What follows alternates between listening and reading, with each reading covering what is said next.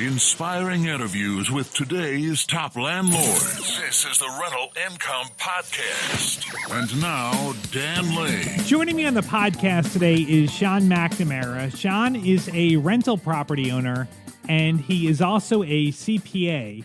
Sean, welcome to the show. Yeah, well, thanks for having me, Dan. What I'd like to do today is kind of talk about some tax topics that rental property owners should be aware of. But I'd like to kind of keep it at a high level. I don't want to get down in the weeds and get too specific with this stuff because honestly, taxes aren't the most exciting topic and I'll probably fall asleep if we get too specific. So I just want to keep this kind of on a high level and make sure that people can maybe have a background so that when they talk to their CPA, they can have more of an intelligent conversation. Before we get into the show, I feel like we should just give a quick disclaimer and just let everyone know if you hear something on this show today, don't just take action on it. Make sure that you talk to your tax person because, Sean, correct me if I'm wrong, but the tax code is very complex and what might apply in general or in the situation we're talking about might not apply to someone else. Is that right? Definitely. It's the Internal Revenue Code is very nuanced. There's always the general rule, and then there's exceptions to the general rule. Okay. And when you're dealing with rental income, I mean that's really one facet of your entire tax return, and so you really have to have the whole picture. Okay. To make a definitive answer. So we're just going to talk in generalities today, but hopefully this will be a good starting point when you talk to your tax person. So let's talk about the actual deductions that a rental property owner should take. So some of the ones that seem obvious to me are your mortgage interest. You're going to be able to write that off. Your property taxes, your insurance, any repairs, and then of depreciation, which we'll get into. But is there anything else that a rental property owner should be making sure that they're taking on their tax returns? Sure. So the way the law is actually written is that, business expenses need to be reasonable and necessary. And when they say necessary, they don't actually interpret that word to mean that it is a necessity. It's more, is it logical to incur this business expense during the normal course of business? And so, some of the expenses that you stated are definitely, those are givens. But then there are other smaller expenses that, sometimes people might want to consider. So, for instance, your cell phone, how much are you using your cell phone for business use? Do you have a cell phone that's used exclusively for business use? Then it's, that would definitely be a reasonable and necessary expense. Auto mileage, are you driving around? Are you incurring a lot of, mileage, during the course of your business? And then, I guess ultimately you kind of have to step back and look at, all right, how big is my practice here? How much rental revenue am I generating, and how much is this costing me to operate this? And then with that, okay, maybe there are some other cleaning supplies or I'm trying to think of other things that you're going to incur that are reasonable and needed throughout the course of running your business. Okay.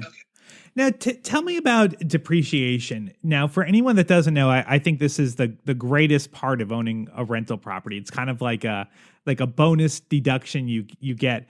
For anyone that doesn't know, can you explain to us how depreciation works? Sure. So, depreciation, it is a little tricky. So, it's not real intuitive how it all works, but essentially here's the deal. So when you buy a property, All right, you are buying an asset for business use. So I'm just going to use round numbers and say, you go out and you purchase a $100,000 rental property. So, on day one, you close on that property. You have placed a $100,000 business asset into use. Now, you can't claim a $100,000 business expense on day one. You can't say, well, I bought a business asset today. It was $100,000, and so therefore I get a $100,000 deduction.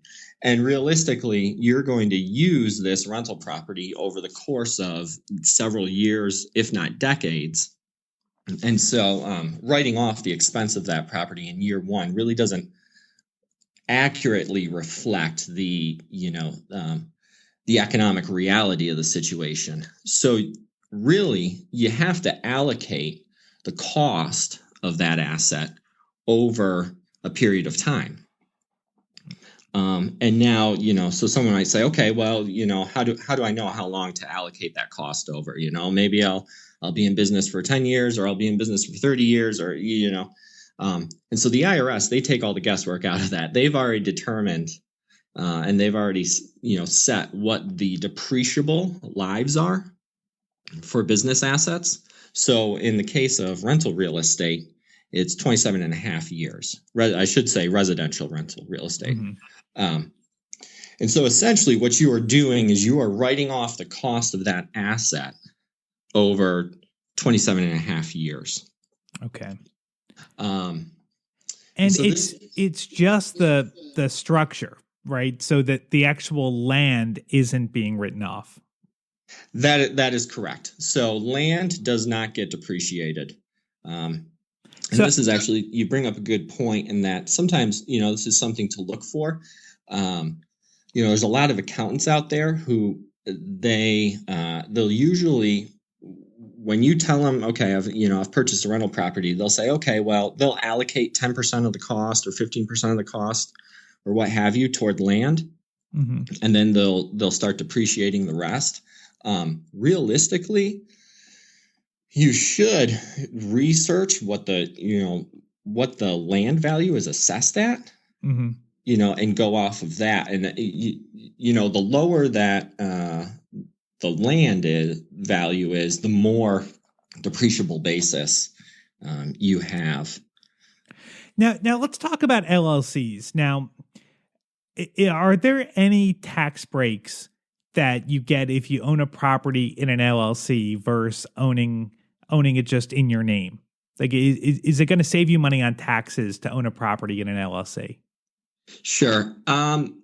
So LLCs are unique. I think that, there's a lot of confusion around LLCs and what they are. And a lot of that confusion stems from the fact that LLCs can actually be a lot of different things. So within the tax code, tax accountants, basically there's three different business entities out there. There are sole proprietorships, there are partnerships, and there are corporations. And for tax purposes, those are the only three types of business entities that exist. So, where does an LLC fall in all of this? Well, an LLC, a limited liability company, is really just it's a legal shroud that you place on your business for legal liability purposes. And so if you form an LLC as a sole proprietor, you're a single member LLC, and realistically, the tax accounting isn't going to change. LLCs for federal tax purposes, a single member LLC is considered a disregarded entity. So it's almost as if that the LLC doesn't exist. Okay. LLCs are state franchises, that you register with your state. So on the federal level, it wouldn't make any difference. Now, if you have multiple members in an LLC, now you have a partnership. Or if you have a partnership that forms an LLC, with a partnership, It depends. That's kind of the best answer I could give you. Okay. It depends on whether this is a passive activity and you're a silent partner, or this is your full-time job and this is your bread and butter, and you're actively materially participating. And then also with LLCs, you can actually form an LLC and then make an election to be taxed as an S corp, which is kind of a unique thing. So that for federal tax purposes, the LLC is actually treated like an S corporation. And so then again, it depends on the nature of your interaction with the LLC, how much you're involved in participating. Now, if these are full-time businesses that you're materially participating in day in and day out, and this is your livelihood, then there are potentially more business expenses. There's more justification for reasonable and necessary business expenses in that circumstance than if you're a sole proprietor who just really has a few rental properties and set up an LLC for the legal liability purposes.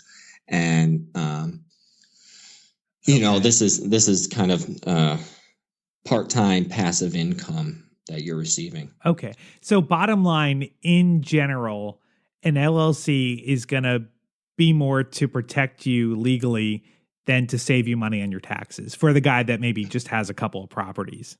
Right. Okay. Yeah. The LLC in and of itself isn't going to create more tax deductions. It really had, it's the underlying nature of the entity, the business entity, and then how active you are in that entity. Okay. Now, an audit is something that nobody wants to go through. But if you ever did get audited, you need to make sure you have your paperwork in order and that everything, all your documentation is there. So what kind of documentation should a rental property owner have for their business? Like, I guess if you're getting some repairs done in the house, I mean, you definitely want to save those receipts, for example, right? Oh, for sure. So I would say, I mean, the number one thing is to have a paper trail, backup documentation, especially for expenses, having, being able to kind of show the money going in and coming out of bank statements, that's key, and really being really organized. Even, I mean, especially from an audit standpoint, but even from a tax preparation standpoint, being organized and having everything categorized, and then even summarized really helps with, drilling down to, okay, where did these numbers come from? Okay. Ultimately the taxpayer is responsible for the numbers that are on their tax return. And so you need to justify what's on there. So would you recommend that somebody use QuickBooks or some kind of online software tool to keep track of everything? Those are great for presenting, the numbers. It's okay that I can see these numbers here, but where did these numbers come from? Mm-hmm. And so that's a great, sort of first line, of organization is, okay, this is how I've allocated everything. But then, digging deeper to that, okay, you have, X number of dollars for this expense. Well, where did this expense come from? Show me the invoice or, the payment. Okay. So, ultimately, whether it's QuickBooks or an Excel spreadsheet, or, even if it's just, pen to paper and writing things out and summarizing and subtotaling, keep organized.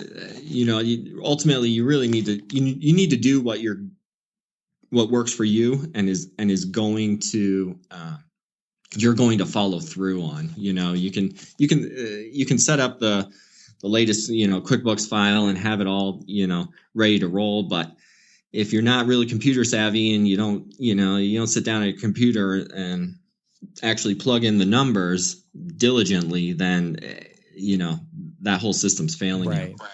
Now, how about for keeping track of your to document your income? Like, should you be keeping copies of the rent checks you receive, or like is just saying this property rented for $1,000 a month on April 1st, I got a check for $1,000. Is that good enough documentation? Well, yeah, income's a tricky thing. I think ultimately being able to show either copies of checks and or bank deposits are great, but it's ultimately it's not the money that you are claiming that's the problem. Mm-hmm. It's potentially the money that you're not claiming. That's really going to be raising the red flag. And so in that circumstance, I think a lot of times, obviously having a written lease agreement, or some sort of documentation that, okay, the agreement is that this tenant pays me, X number of dollars, month over month. That's a good place to start. And then,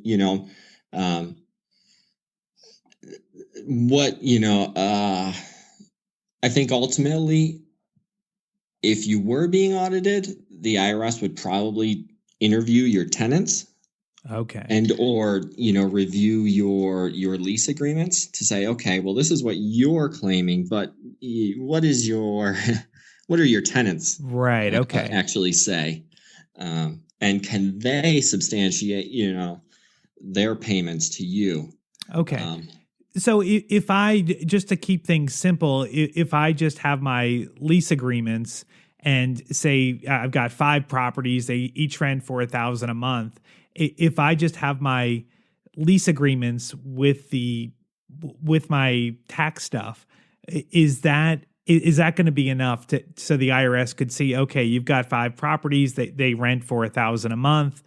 They maybe talk to the tenants and verify they're paying $1,000 a month. Is that going to be good enough, you think, or are they going to want to see my bank statements to see where all these deposits are? Are they going to be matching them up? Sure. Yeah. So they definitely would, reconcile. Okay. And then say, okay, so, where are the discrepancies here? Maybe you had a unit vacant for, a month or two or what have you. Right. Okay. All right. And now let's talk about some different strategies in owning rental. So some people want to have very little or maybe none of their cash in deals, and they want to maybe generate a little bit of cash flow. And then there's other people that want to get their properties paid off and they want to get the maximum amount of cash flow possible. From a tax perspective, is it smart to have your properties paid off? So there's a lot of people that think that purchasing a property and financing it, as much as possible is the best solution because the mortgage interest is tax deductible. And so they say, well, here I have I'm getting this deduction. I can take this deduction and it will lower my taxable income. But when you think about it, so let's say, you have $1,000 in mortgage interest. Okay. Mm-hmm.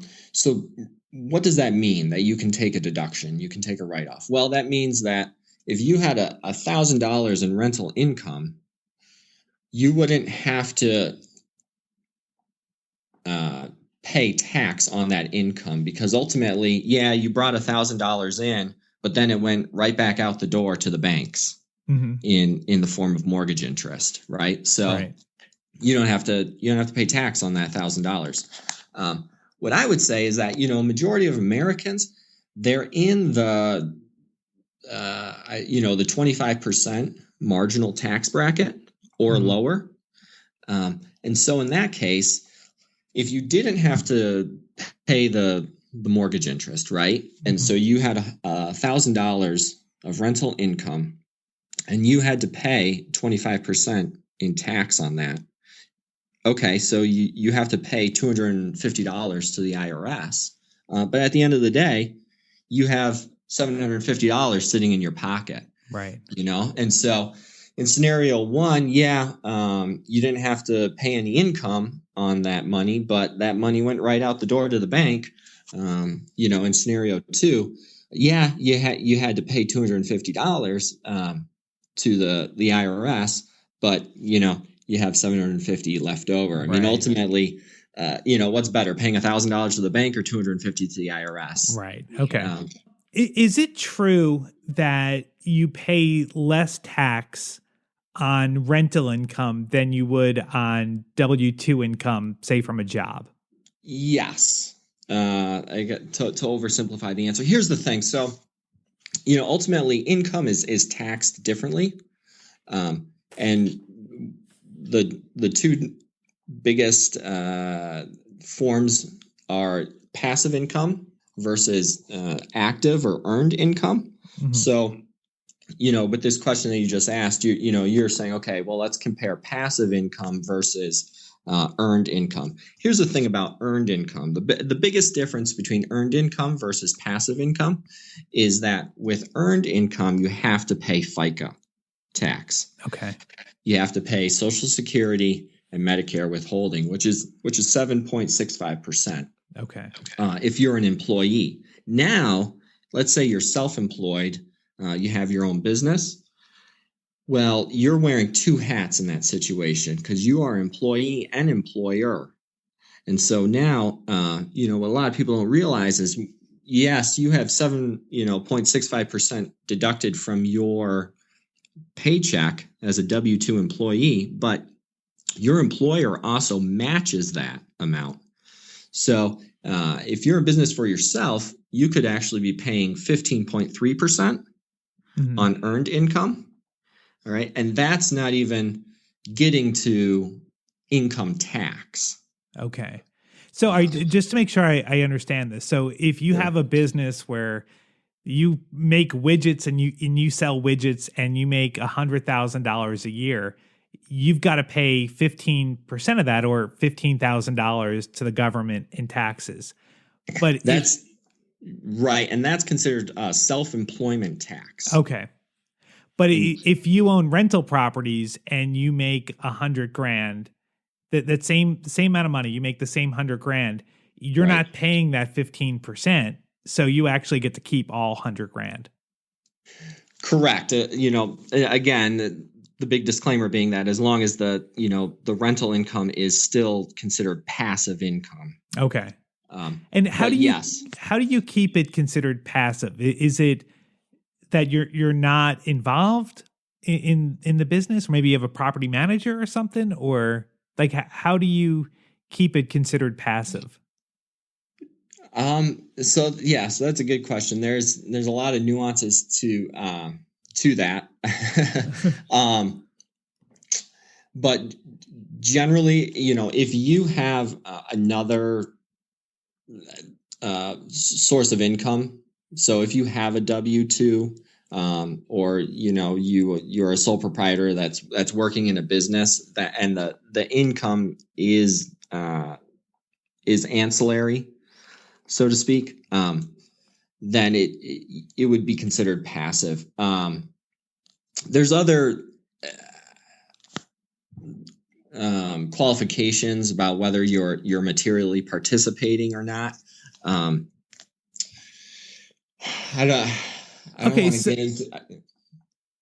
So if I have a job and I own some rental properties, in general, that's passive. But if I have enough rentals where I've left my job and I'm working full time managing my properties, that's probably not considered passive, right?